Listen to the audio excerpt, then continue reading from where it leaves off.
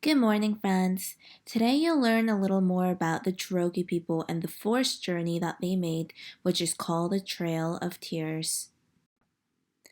Looking out over his field of waving corn, John Ross smiled. He told his son, "This will be the best harvest of corn we have ever had, and the other crops are just as fine. Life is good here, and one day all that your mother and I have built will be yours." John Ross was the leader of the Cherokee. He was rich and successful and had close friends among both his Cherokee and his white neighbors in Georgia. John Ross should have felt very happy with his life. But on that sunny morning in 1830, standing with his son looking out over his cornfield, John Ross knew there was a possibility his son would never own the farm he worked so hard to get and keep. Some white people were jealous of the land and businesses the Cherokee owned. They wanted land and businesses too. They began asking, "Why don't the Cherokee move? Our government can offer them land farther west, and we will keep their farms and businesses here for ourselves." Let's pause and think. Why were the settlers jealous of the Cherokee? Do you think the Cherokee should move and leave their land and businesses so the settlers can have them? What would you do?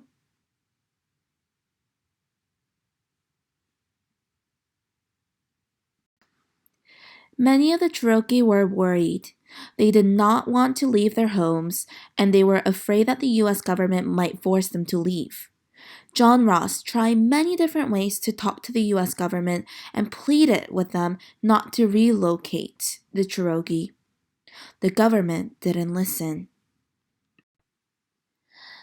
Let's pause and think. John Ross begged the U.S. government not to move the Cherokee from their homes to a new place, but the government didn't listen. How do you think this made the Cherokee feel?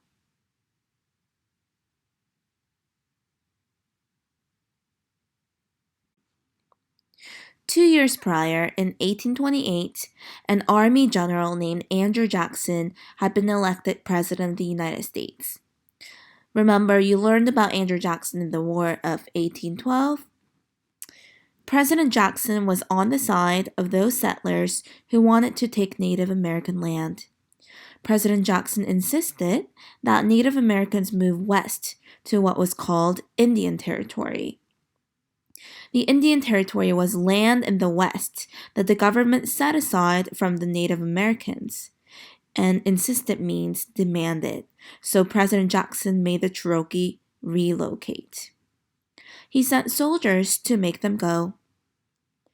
Hoping to avoid another war, U.S. government leaders told the Cherokee, "If you will move to the Indian Territory, we will pay you $5 million to share among yourselves. You can use this to build a new life." There had already been many wars between Native American tribes and the U.S. government. In many of these years, the Native Americans lost, and the U.S. government took their land without paying them for it.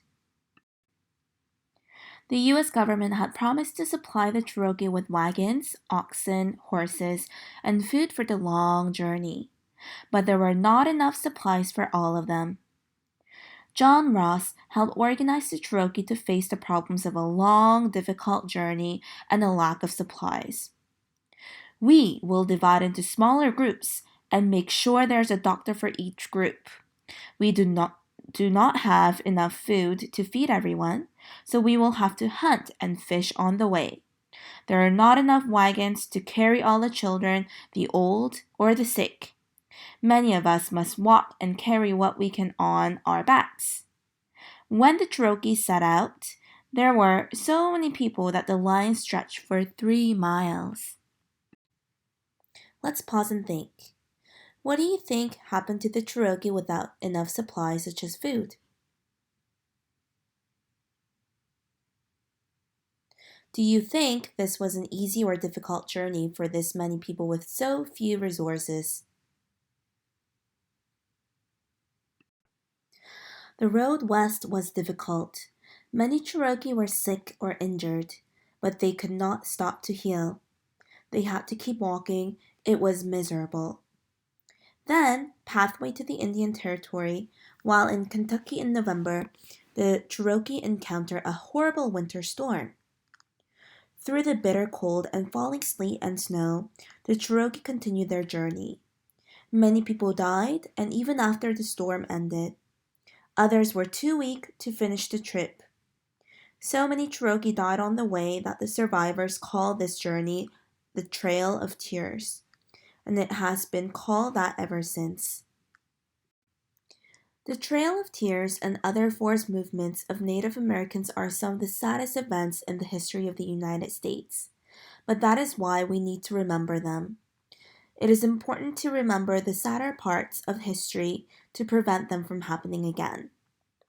With tremendous courage and after many years of hard work, the Cherokee built themselves a new life. But most of them, and many other Native Americans who were forced to relocate, never again saw their old homes. Let's take a look at the actual map of the United States to better visualize where the Cherokee people traveled from. So the Cherokee people started from the state of Georgia, and then they went to Tennessee, Kentucky, Missouri, Arkansas, and then settled at the Cherokee Territory, which is now called the state of Oklahoma today. During their journey, over 4,000 out of 16,000 Cherokee people died of cold, hunger, exhaustion, and disease. And these were primarily seniors and infants.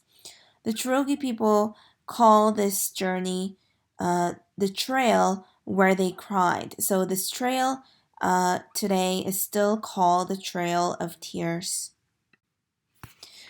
When the Cherokee people settled, they transformed the area, creating a progressive court and education system with a literacy rate higher than the rest of the U.S. Many white settlers took advantage of their superior schools and paid tuition to have their children attend the Cherokee schools. Today, the Cherokee Nation is the second largest American Indian tribe in the United States. Today, we have some places in Oklahoma that were built to remember the Cherokee people and their forced journey to the state. Committed to telling the story of the Cherokee National Museum offers exhibits, cultural workshops, and events. Another must-see is the Cherokee National Supreme Court Museum, oldest government building in the state of Oklahoma. The Supreme and District Courts both hold sessions here. Historical items include photos, stories, objects, and furniture. I hope you enjoyed today's story. Bye for now.